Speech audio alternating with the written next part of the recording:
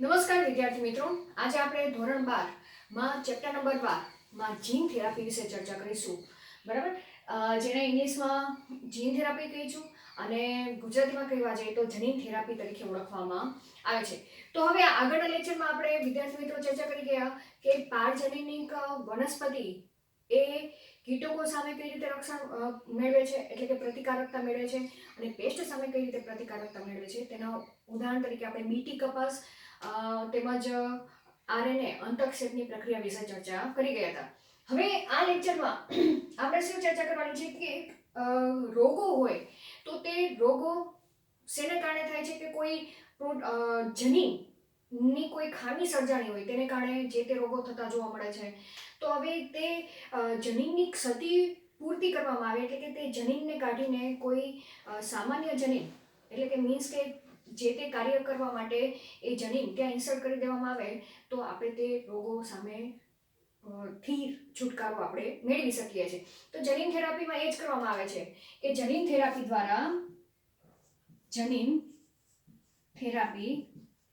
દ્વારા જે બાળક છે કે ભ્રૂણ છે, ભ્રૂણમાં જે આનુવંશિક રોગો હોય છે, આનુવંશિક રોગો માટે જે જવાબદાર જનીન છે, બરાબર, જનીનની ક્ષતિ માં શું કરવામાં આવે છે, સુધારો કરવામાં આવે છે, સુધારવામાં આવે છે. બરાબર, કે તેની જે જનીનમાં જે કોઈ ખામી છે તે ખામીને દૂર કરવામાં આવે છે, અથવા તો તે જનીનને કાઢીને તેની જગ્યાએ નોર્મલ જનીન એડ કરી દેવામાં આવશે, અને જેને કારણે તે જે રોગ છે તે રોગ સામે આપણે છુટકારો મેળવી શકીએ છીએ. બરાબર. તો હવે કઈ રીતે કરવામાં આવે છે કે રોગ માટે જે રોગ માટે જવાબદાર જનીન છે તેનું સામાન્ય જનીન શેમાં નાખવામાં આવે છે, પેશી કે કોષોમાં નાખવામાં આવે છે અને ક્ષતિ જે જનીન ક્ષતિ વાળું હતું, બરાબર, કે ડિફેક્ટિવ હતું, બરાબર, તો તે જનીનની ક્ષતિ પૂર્ણ કરવામાં આવે છે અને તેના દ્વારા જે તે કાર્ય પૂર્ણ કરવામાં આવે છે. એટલે જનીનની ક્ષતિ દૂર કરવામાં આવે છે. જનીનની એટલે કે જે નિષ્ક્રિય જનીન છે, અહીંયા તમારે એક પોઈન્ટ યાદ રાખવાનો છે. કેવું જનીન છે? નિષ્ક્રિય જનીનની ક્ષતિ દૂર કરવામાં આવે છે અને કાર્ય પૂર્ણ કરવામાં આવે છે. બરાબર. તો આટલું યાદ રહેશે કે જે નિષ્ક્રિય જનીન થઈ ગયું છે જેને કારણે રોગ થાય છે, તો એ નિષ્ક્રિય જનીનની જે ક્ષતિઓ છે તે દૂર કરવામાં આવે છે. કઈ રીતે?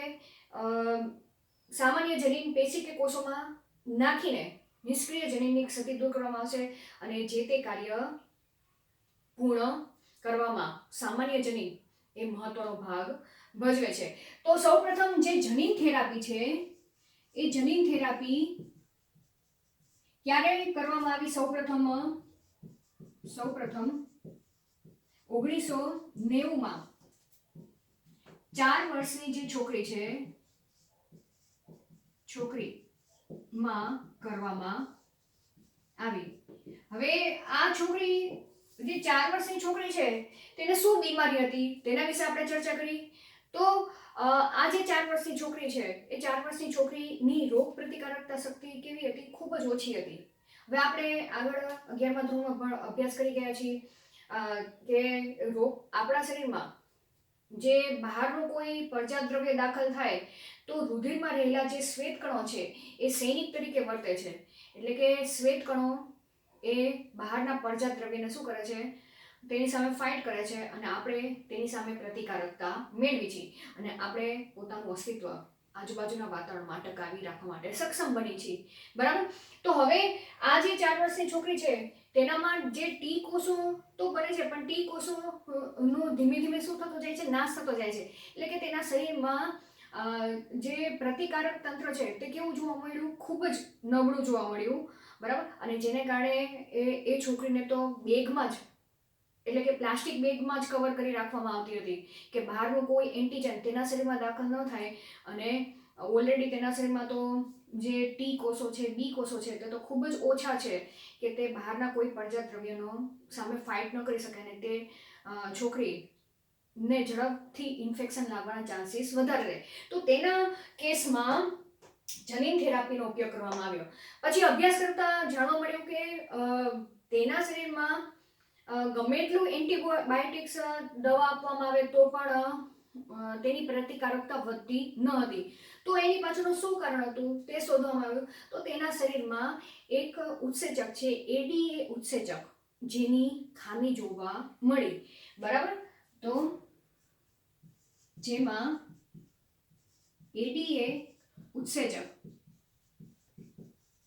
હવે એડીએ નું ફૂલ ફોર્મ, એડીનો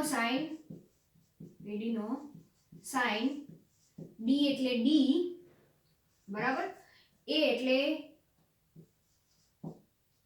એમિનેસ, બરાબર. એડીએ નું ફૂલ ફોર્મ કઈ રીતે યાદ રાખશો? ડી અમી, એડી નો સાઇન ડી, એમિનેસ, બરાબર, ની ઉણપ જનીન થેરાપી દ્વારા શું કરવામાં આવ્યું? દૂર કરવામાં આવી. આ ઉત્સેચક તમારે યાદ રાખવાનું છે. ફૂલ ફોર્મ પણ તમને પૂછી શકે. એડીએ નું ફૂલ ફોર્મ શું થશે? એડી નો સાઇન ડી, એમિનેસ, બરાબર. હવે આપણે એનસીઈઆરટી બુકમાં આના વિશે કોઈ વધારાની ચર્ચા નથી કરેલી. ખાલી એક પોઈન્ટ આપેલો છે. એડીએ ઉત્સેચક એ રોગ પ્રતિકારકતામાં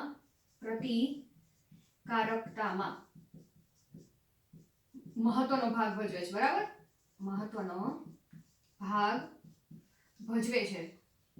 એટલે આ બાળકીમાં આ ઉત્સેચકની ખામી જોવા મળી, અને આ ઉત્સેચકની ખામી હતી જેને કારણે તેની અંદર રોગ પ્રતિકારકતા જે બી કોષો છે, ટી કોષો ઓછા જોવા મળ્યા, અને તેની પ્રતિકારકતામાં ખૂબ જ નોંધપાત્ર ઘટાડો જોવા મળ્યો.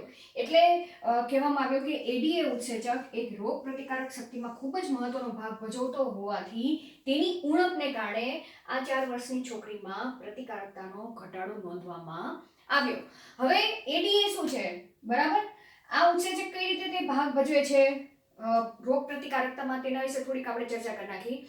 એક્ઝામમાં તમે લખો કે ન લખો તે જરૂર નથી, બરાબર, પણ આપણને ખ્યાલ છે કે ડીએનએ ના નિર્માણની પ્રક્રિયામાં આપણને ખ્યાલ છે કે કઈ રીતે ડીએનએ બને છે. તો ડીએનએ એ પોલીન્યુક્લિયોટાઇડની લાંબી શૃંખલા છે, બરાબર.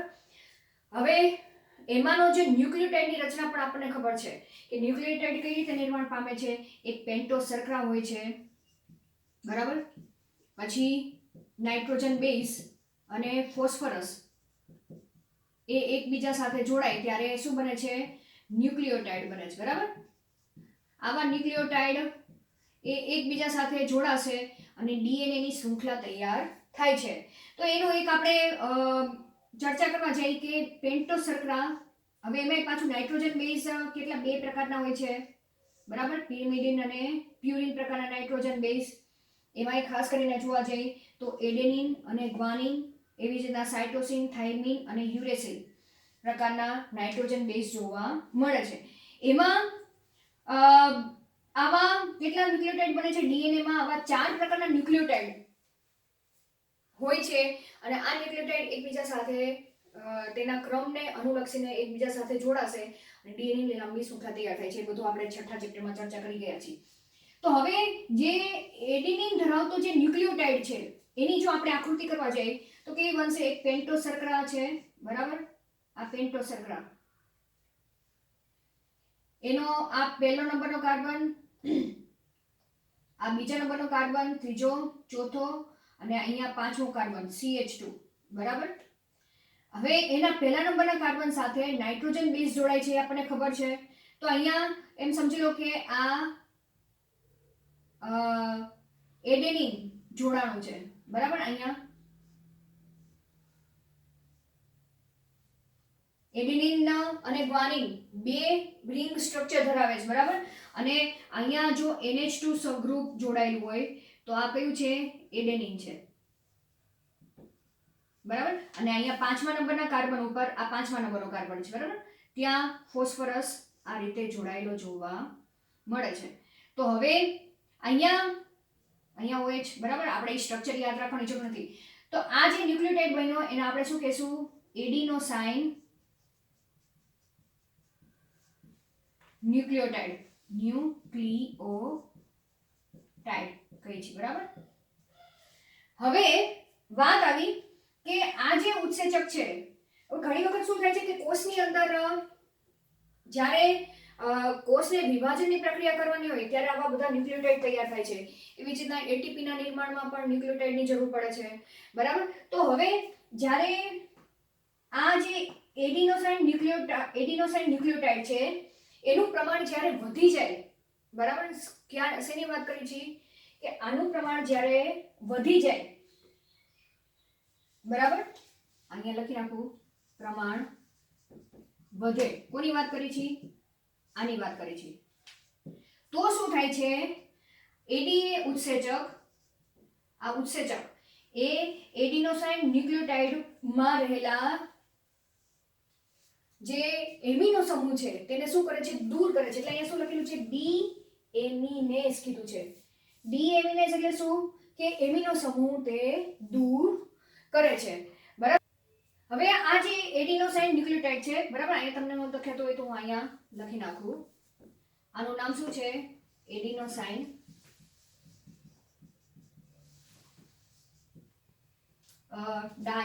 એડિનોસાઇન ન્યુક્લિયોટાઇડ, બરાબર. હવે અહીંયા આનું પ્રમાણ જ્યારે વધે, હું અહીં ઇન્ક્રીઝ લખું છું, ત્યારે શું કરે છે? એડીએ પ્રક્રિયા કરે છે. કોના ઉપર? આની ઉપર પ્રક્રિયા કરશે. એટલે કે એડિનિલિક એસિડ પણ તમે કહી શકો, બરાબર. એસિડના સરખામણીમાં નામ આપવું હોય તો. અને તેનું નામ ઓલરેડી શું છે? ડી એમિનેઝ છે. એટલે અહીંયા જે નાઇટ્રોજન બેઝ તરીકે એડેનિન જોડાયેલું છે તેની બીજી રિંગ ઉપર જે એમિનો સમૂહ છે તે એમિનો સમૂહ આ ઉત્સેચક શું કરશે? દૂર કરશે. અને તે રીતે અહીંયા તમે જોવા જાઓ તો એડિનોસાઇન ન્યુક્લિયોટાઇડમાં તે કઈ પ્રક્રિયા કરે છે? એમિનો સમૂહ એડિનિલિક એસિડમાં એસિડ માંથી શું થાય છે? દૂર થાય છે, બરાબર. તો આ રીતે એડીએ નું કાર્ય, એડિનોસાઇન ડાઇન્યુક્લિયોટાઇડ નું પ્રમાણ વધે ત્યારે તેને ડીએમિનેશન ની પ્રક્રિયામાં ભાગ ભજવે છે. અને જો આનું પ્રમાણ અને જો એડીએ ઉત્સેચક ન હોય તો એડિનોસાઇન ડાઇન્યુક્લિયોટાઇડ એ ડાયરેક્ટલી, બરાબર, કોની પર પ્રક્રિયા કરે છે? ટી સેલ ઉપર પ્રક્રિયા કરે છે અને ટી સેલ ને નિષ્ક્રિય કરતા જાય છે.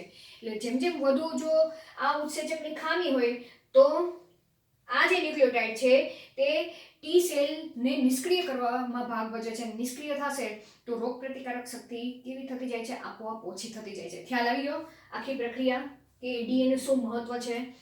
એટલે જે એડિનોસાઇન નામ આપેલું છે, બરાબર. આમાંથી એમિનો સમૂહ દૂર કરવાનું કામ કરે છે.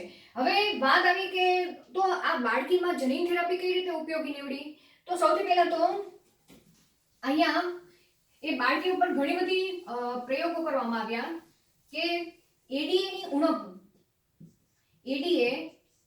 ની ઉણપ દૂર કરવા માટે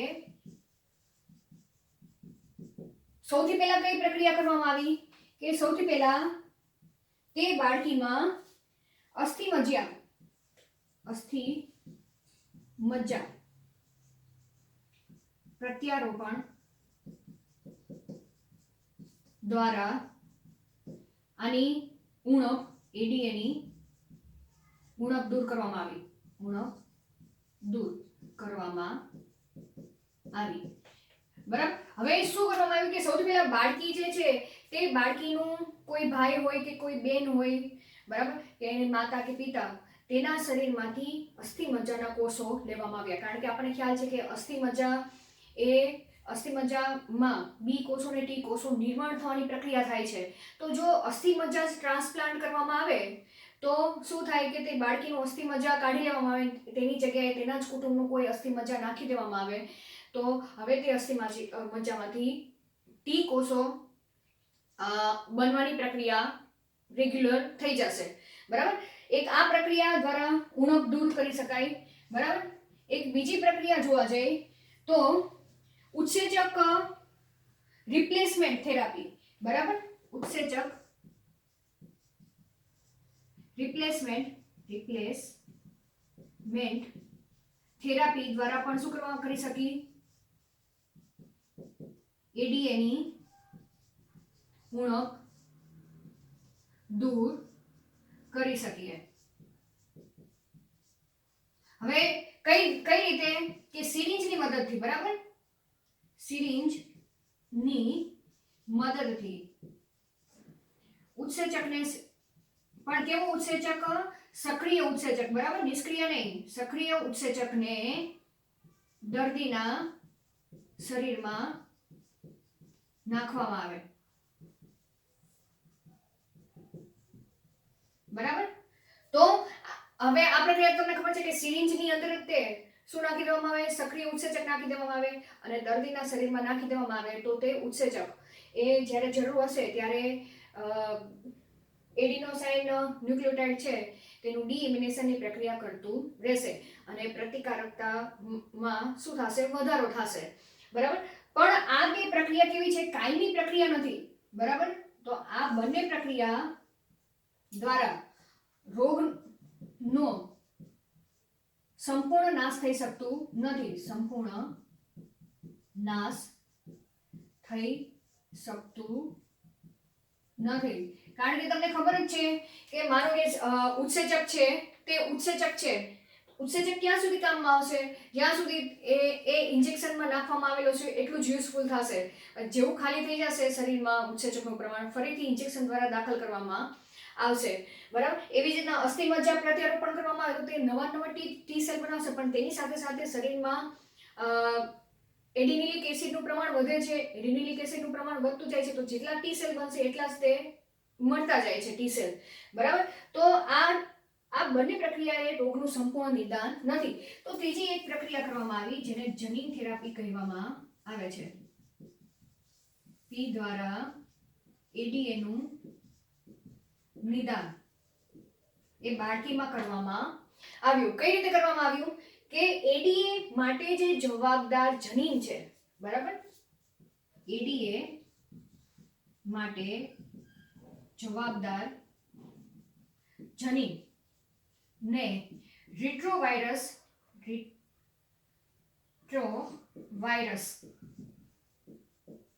માં શું કરે? નાખવામાં આવ્યું. તો જવાબદાર જે જનીન છે કે ડીએનએ, પણ અહીંયા કયું ડીએનએ નાખવામાં છે? સીડીએનએ. બરાબર. યાદ રાખજો, આપણી એનસીઈઆરટી બુકમાં પણ લખવામાં આવે છે સીડીએનએ ને રેટ્રોવાયરસ માં નાખવામાં આવ્યું. રેટ્રોવાયરસ જેના તરીકે લીધેલો છે? વાહક તરીકે. બરાબર. અહીંયા લખજો વાહક. અહીંયા આ જનીન થેરાપી એ કઈ સિદ્ધાંતને આધારે કાર્ય કરે છે? બાયોટેકનોલોજીના સિદ્ધાંતને આધારે. તો તમને ખબર છે બાયોટેકનોલોજીના સિદ્ધાંતને આધારે કે તમારું ઈચ્છિત જે જનીન છે, અહીંયા ઈચ્છિત જનીન કયું છે? એડીએ માટે જવાબદાર જનીન. બરાબર. એ કયું લીધેલું છે? ડાયરેક્ટ સીડીએનએ જ લીધેલું છે. બરાબર.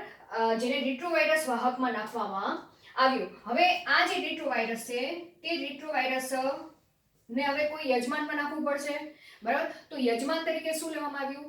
જે બાળકી છે તે બાળકીના લિમ્ફોસાઇટને લેવામાં આવ્યા. તો નેક્સ્ટ પ્રક્રિયા દર્દીના લિમ્ફોસાઇટ ને લેબમાં લેવામાં આવ્યા. બરાબર. ત્યારબાદ શું કર્યું? તેનું લિમ્ફોસાઇટનું સંવર્ધન કર્યું. સંવર્ધન કરવામાં આવ્યું. સંવર્ધન એટલે શું કે પ્લેટમાં ટી સેલ લીધા, પછી એ તો ક્વોન્ટિટી કેટલી હોય, નાની હોય, પરંતુ પછી તેને વધારે ક્વોન્ટિટીમાં લિમ્ફોસાઇટ એટલે કે ટી સેલને ગ્રો કરવામાં આવ્યા. ત્યારબાદ જે રેટ્રોવાયરસ છે, વાહક, બરાબર, હું ડાયરેક્ટ વાહક જ લખું છું, અહીંયા વાહક તરીકે શું છે, રેટ્રોવાયરસ. ત્યારબાદ પુનઃ સંયોજિત આ રેટ્રોવાયરસની અંદર આપણે આપણું જનીન એડ કરી દીધું છે, એટલે તે કેવું જનીન કહેવાશે, પુનઃ સંયોજિત ડીએનએ કહેવાશે, બરાબર. ત્યારબાદ તે પુનઃ સંયોજિત ડીએનએ ને લિમ્ફોસાઇટમાં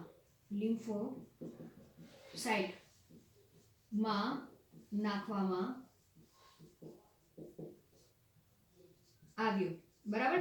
તો લિમ્ફોસાઇટમાં નાખ્યું તો શું થશે આગળની પ્રક્રિયા, લિમ્ફોસાઇટ એ પોતાની વૃદ્ધિ કરશે એટલે કે જેટલા નવા લિમ્ફોસાઇટ આ લિમ્ફોસાઇટ્સમાંથી બનશે એટલા જ તેની અંદર પુનઃસંયોજિત ડીએનએની હાજરી જોવા મળશે. તો આ રીતે પુનઃસંયોજિત લિમ્ફોસાઇટ મેળવવામાં આવ્યું, એટલે કે પારજનીનિક લિમ્ફોસાઇટના નિર્માણની પ્રક્રિયા કરવામાં આવી. ત્યારબાદ આ લિમ્ફોસાઇટને શેમાં નાખવામાં આવ્યું, દર્દીના શરીરમાં નાખવામાં આવ્યું, બરાબર. પછી તેને દર્દીના શરીરમાં નાખવામાં આવ્યું. તો દર્દીના શરીરમાં નાખવામાં આવ્યું તો જ્યારે ટી સેલની જરૂર પડતી ત્યારે આ પ્રકારના લિમ્ફોસાઇટ એ શું કરતા, કોષ વિભાજનની પ્રક્રિયા કરતા, અને જે નવા ટી સેલ બનતા તેની અંદર ઓલરેડી આ જે જનીન છે એડીએ માટેનું, તે એડીએ માટેનું જનીન તેના કોષોની અંદરમાં રહેલા ડીએનએ સાથે તે ઇન્સર્ટ થઈ ગયું. એટલે ક્ષતિગ્રસ્ત જે જનીન હતું તે નીકળી જશે અને તેની જગ્યાએ આ જે ડીએનએ છે એડીએ માટેનું તે ત્યાં જોડાઈ જશે, બરાબર. તો જેને જીન થેરાપી તરીકે ઓળખવામાં આવે છે. ખાસ યાદ રાખજો કે અહીંયા જે ક્ષતિગ્રસ્ત જનીન લિમ્ફોસાઇટમાંથી દૂર કરી દીધું અને તેની જગ્યાએ આ જે પુનઃસંયોજિતનું ડીએનએ છે તે લિમ્ફોસાઇટના ડીએનએ સાથે તે જોડાઈ જશે, બરાબર. હવે ફરીથી અહીંયા પ્રોબ્લેમ શું ઊભો થયો કે જ્યાં સુધી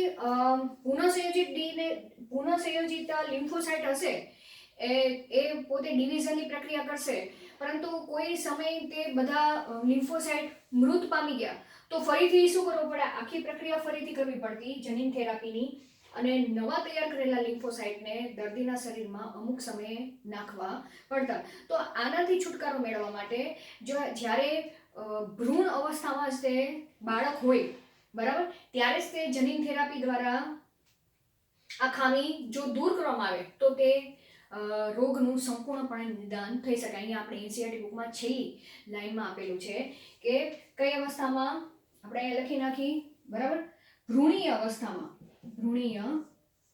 અવસ્થામાં જ તે એડીએ માટેનું જનીન ક્યાં નાખી દેવામાં આવે, દર્દીના શરીરમાં જનીન થેરાપી દ્વારા નાખવામાં આવે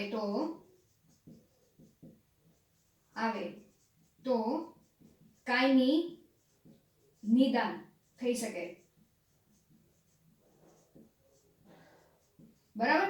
હવે ભ્રૂણી અવસ્થા એટલે અહીંયા તમને શેની અવસ્થા કીધી છે, ખાસ કરીને કે જે શરૂઆતનો ભ્રૂણનો તબક્કો છે, કે જે દરમિયાન હજી પ્રતિકારકતા તંત્ર સંપૂર્ણ વિકાસ નથી પામેલો, તે અવસ્થાની વાત કરે છે કે શરૂઆતનો જે ભ્રૂણીય અવસ્થા છે, અહીંયા શરૂઆતની લખી નાખો, તે પ્રક્રિયા દરમિયાન જ તે આખી આ જનીન થેરાપીની પ્રક્રિયા ત્યારે જ કરી નાખે તો હવે એ બાળક તો હજી માતાના ગર્ભમાં જ છે, બરાબર, હજી કોઈ બહારના વાતાવરણના સંપર્કમાં આવેલું નથી. એટલે તે જ સમયે તેની જે લિમ્ફોસાઇટ છે જેટલા બનવાના છે તે બધા જ લિમ્ફોસાઇટ એડીએ એટલે કે સામાન્ય જનીન ધરાવતા એડીએ માટેનું સામાન્ય જનીન ધરાવતા ટી કોષો ધરાવતા હશે. પછી જ્યારે તે બાળકનો જન્મ થશે ને આજુબાજુના વાતાવરણના સંપર્કમાં આવશે ત્યારે તેને ઇન્ફેક્શન જ્યારે લાગે ત્યારે આ ટી સેલ એ બધા જ સામાન્ય જનીન ધરાવતા ઉત્પન્ન થાય છે, બરાબર, અને પોતાની પ્રતિકારકતામાં વધારો જોવા મળે છે. તો આ રીતે અહીંયા જનીન થેરાપી વિશે આપણે ચર્ચા કરી કે જો તમને પ્રશ્ન પૂછે જનીન થેરાપી વિશે વર્ણવો તો એનો શા માટે ઉપયોગ કરવામાં આવે છે. સૌપ્રથમ એ 4 વર્ષની બાળકીમાં એડીએ ઉત્સેચકની ઉણપને દૂર કરવા માટે જનીન થેરાપીનો ઉપયોગ કરવામાં આવ્યો. એડીએની ઉણપ દૂર કરવા માટે ઘણી બધી પદ્ધતિ છે, જેમ કે અસ્થિમજ્જા પ્રત્યારોપણની પ્રક્રિયા તમે કરો અથવા તો ઉત્સેચકીય રિપ્લેસમેન્ટ થેરાપી, બરાબર, જેના દ્વારા સીધા ઉત્સેચક જ તમે એડીએ નાખો. પણ આ બે પ્રક્રિયા કેવી છે, તેનાથી રોગનો સંપૂર્ણ નાશ થઈ શકતો નથી. તો તેના માટે જનીન થેરાપી એક બેસ્ટ નિદાન પદ્ધતિ છે, બરાબર, જેના દ્વારા જે રોગ છે એ રોગ માટે જવાબદાર જે જનીન છે, નિષ્ક્રિય જનીન, એ નિષ્ક્રિય જનીનને દૂર કરી દેવામાં આવે છે અને તેને સ્થાને સામાન્ય જનીનનો એ વાહકની મદદથી સ્થળાંતર કરવામાં આવે છે. તો અહીં આપણે આ જનીન થેરાપી વિશે ચર્ચા કરી ગયા. Okay, thank you.